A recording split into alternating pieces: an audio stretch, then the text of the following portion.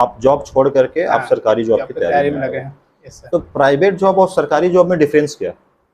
एक सर होती है सर ये क्रेडिबिलिटी जॉब का सर, जो आप ये एक आप जिस पर आप भरोसा करके रह सकते हैं कि आपकी किसी भी परिस्थिति में, जैसे कोविड के दौरान देखा गया खास करके जी। ये सरकारी जॉब और प्राइवेट जॉब के बीच का जो अंतर था खुल के सामने आया कि जहाँ पर सरकारी जॉब के लोग अपने स्टैंडर्ड को मेंटेन कर पा रहे थे, उसी वक्त जो प्राइवेट जॉब के लोग थे वो अपने स्टैंडर्ड को उस टाइप से मेंटेन नहीं कर पाया था, उनका सोर्स ऑफ इनकम भी घटता जा रहा था उसमें। कोविड के दौरान जो इतनी मौतें हुई और जो लोग पैदल गुजरात से अपने अपने गांव तक गए, 1000 किलोमीटर 2000 किलोमीटर, आप इसको किस प्रकार देखते हो? मैं तो सर इसको देखूंगा सर एक बार भ्रम के हिसाब से भी, उस समय काफ़ी तरह का भ्रम फैलाया भी गया सर, खास करके हमारे राजनेताओं के द्वारा, जो बड़े लोग हैं अपने पॉलिटिकल गेन के लिए उन्होंने काफ़ी भ्रम फैलाया, जिसके कारण से लोगों में भगदड़ की स्थिति मच गई। अगर उसी समय लोगों को भरोसा दिया जाता कि अभी स्थिति कंट्रोल में है, आप आराम से रहिए, जिस तरह का मदद की आपको ज़रूरत है आपको मदद मिलेगी, तो लोग आराम से एक जगह से दूसरी जगह मूव करते हैं, ना कि इस तरह से हड़बड़ी मूव करता है। जितने हम लोग मौत देखने को मिली है उतनी मौत शायद हम लोग को देखने को ना मिलती। राहुल गांधी ने कोरोना काल से पहले ही कहा था कि विदेशी फ्लाइट को बंद कर दिया जाए, और राहुल गांधी का जो विजन था आगे जाकर सच भी हुआ, और हमारी गवर्नमेंट ने राहुल गांधी की बात पे ध्यान नहीं दिया, और हमारी जो फ्लाइट थी चाइना के साथ और दूसरे देशों के साथ, वो एक जरिया बना कोरोना को भारत आने का। तो क्या राहुल गांधी को पप्पू कहा जाता है, और जिसका विजन इतना शानदार हो, चीज को आगे ही बता देते हैं, तो क्या आपके राय में राहुल गांधी पप्पू है? सर मैं इन तरह की बातों का सपोर्ट नहीं करना चाहूँगा सर, पहली बात।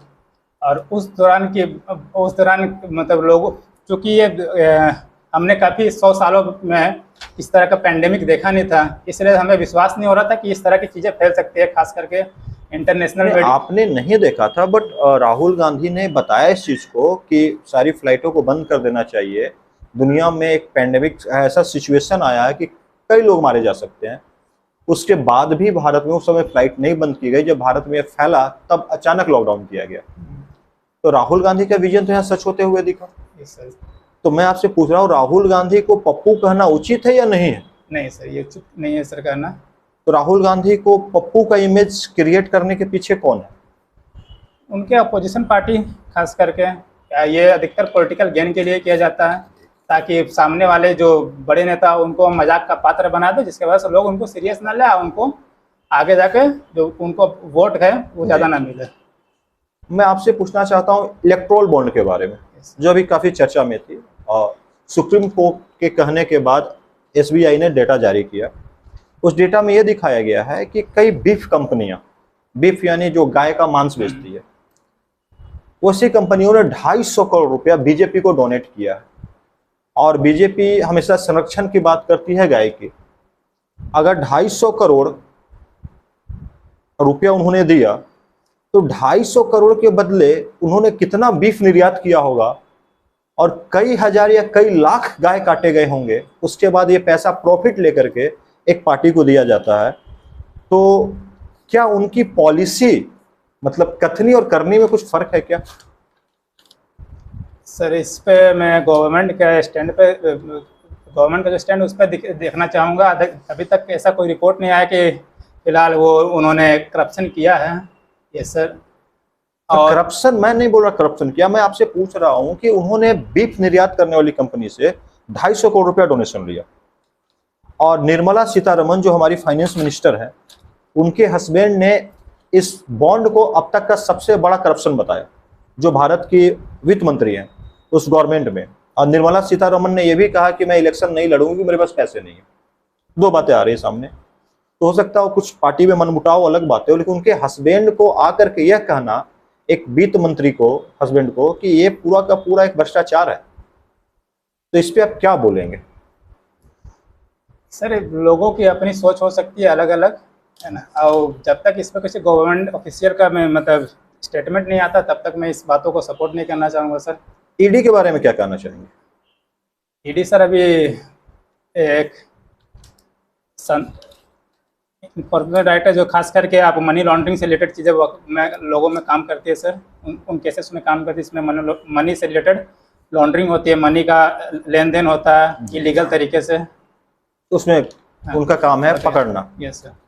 तो क्या बीजेपी के पास कोई ऐसा डिटर्जेंट पाउडर है जिसमें बीजेपी में जाते ही सारे लोग सफेद हो जा रहे हैं?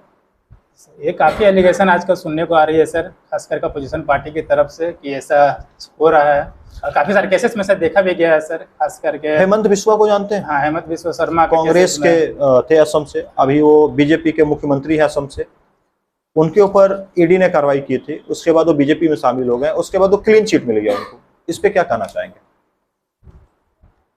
अगर मैं इसमें सर अपने न्याय तंत्र पे विश्वास करना चाहूँगा सर। अगर न्याय ऐसा कुछ होता तो न्याय तंत्र में बातें उठ के जरूर आती है सर।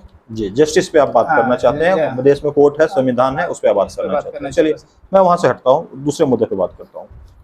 यूक्रेन और रशिया के ऊपर हम आते हैं। आपने सुना था यूक्रेन और रशिया के बीच में कुछ हुआ था? Yes sir. क्या हुआ था सर? खास करके ये एस्केलेशन तब बढ़ी है सर जब यूक्रेन ने खुल करके समर्थन करना स्टार्ट कर दिया, नाटो का खुद बोलना स्टार्ट कर दिया, मैं नाटो में शामिल होने वाला हूँ। तब रशिया को खास करके अपने वेस्टर्न बॉर्डर से, खास करके आपको हिस्टोरिकली देखा जाए सर, अधिकतर हमला उसको वेस्टर्न बॉर्डर की तरफ से ही हुआ उनके ऊपर, इसलिए वो अपने उस बॉर्डर को लेकर काफ़ी सेंसिटिव है। और जब वो देखा गया कि यूक्रेन जो खास करके उनके बॉर्डर से सटा हुआ कंट्री है, अगर वो नाटो में शामिल हो जाता है तो नाटो का एक्सेस डायरेक्ट उनके बॉर्डर तक मिल जाता है। अधिकतर हमला उसी तरफ से हुआ, जिस कारण से शायद पैनिक स्थिति में आकर रशिया ने यूक्रेन पर हमला कर दिया। आपका कहना कि पश्चिमी बॉर्डर से रशिया पहले से परेशान रहा है, परेशान है काफी, हिस्टोरिकली काफी। तो इंडिया के व्यू में आप किस बॉर्डर को देखना चाहते हैं कि इंडिया परेशान रहा शुरुआत से? शुरुआत से अगर देखा जाए तो सर खास करके पाकिस्तान की तरफ से जो हमारा वेस्टर्न बॉर्डर है, उधर से काफ़ी सारी हमें, खास करके हम 3 से 4 वो लड़ चुके हैं नॉर्थ वेस्ट। हाँ, नॉर्थ वेस्ट बॉर्डर से हम परेशान रहे। मतलब हमारा व्यू जैसा रहेगा कि हमें भी यहाँ सुरक्षा चाहिए, उससे उनको भी सुरक्षा चाहिए। चलिए, तो क्या किसी परिस्थिति में वार लड़ना सही है? नहीं सर। वार को आप कैसे देखते हैं? वार सर खास करके जो मैं महात्मा गांधी के एक कोट को यहाँ पर रखना है कि आँख के बदले आँख अगर लिए जाए तो पूरी दुनिया अंधी हो जाएगी। तो हमें हर स्थिति में वार को कम से कम, जब तक नेसेसरी ना हो कि हम पर कोई हमला ना कर दे बिना किसी कारण का, तब तक हमें वॉर को अवॉइड करना चाहिए। चलिए, आप बीपीएससी में जाना चाहते हो और बिहार में सुधार लाने का प्रयास करना चाहते हैं। बिहार में माफियागिरी है, बिहार में कई अवैध काम अभी भी चल रहे हैं और लालू राज को जंगल राज बताया गया बिहार में। तो बिहार के जंगल राज और अभी में क्या डिफरेंस है? अभी मैं खास करके आप बोल सकते हैं सर, मैं जो बिहार में खास करके जाके सबसे बड़ा प्रॉब्लम देख पाया हूँ सर जातिवाद का जी। और वहाँ जो लोगों के पास योजनाएं नहीं पहुँच पाती है, वहाँ के जो बड़े माफिया से वो मतलब इस योजनाओं को पहले ही चट कर जाते हैं। ये सारी योजनाएं हैं सर। जंगल राज का मैं के बारे में खास करके उस समय ज़्यादा आइडिया नहीं है। ज़्यादा आइडिया नहीं है। जंगल राज का आपको आइडिया नहीं है। चलिए, एक सवाल और, अगर आप बिहार में आपकी नियुक्ति हो जाती है, आप एसडीएम बन के बिहार में नियुक्ति है, तो बिहार में एक सबसे बड़ी समस्या बाढ़ की, आप उस समस्या को सॉल्व करने के लिए क्या कर पाएंगे? आपके पास क्या एजेंडा है उसके लिए? सर मैं खास करके जो जल परियोजनाएं हैं आज करके उस लेटेस्ट जल परियोजनाओं को वहाँ पर लाने की कोशिश करूँगा। खास करके मैं देखने की कोशिश करूँगा कि बाढ़ के मेन कारण क्या है वहाँ पर। उन कारणों पर मैं साइंटिफिक एक अध्ययन करवाऊँगा और उसके हिसाब से जो उसका रिजल्ट निकलेगा उस पर मैं काम करवाऊँगा और उसके हिसाब से मैं चाहूँगा कि कम से कम बाढ़ है। कम से कम बाढ़ है। चलिए, बहुत अच्छा। बाढ़ को रोका नहीं जा सकता, कम से कम किया जा सकता है। बहुत अच्छा, ठीक है।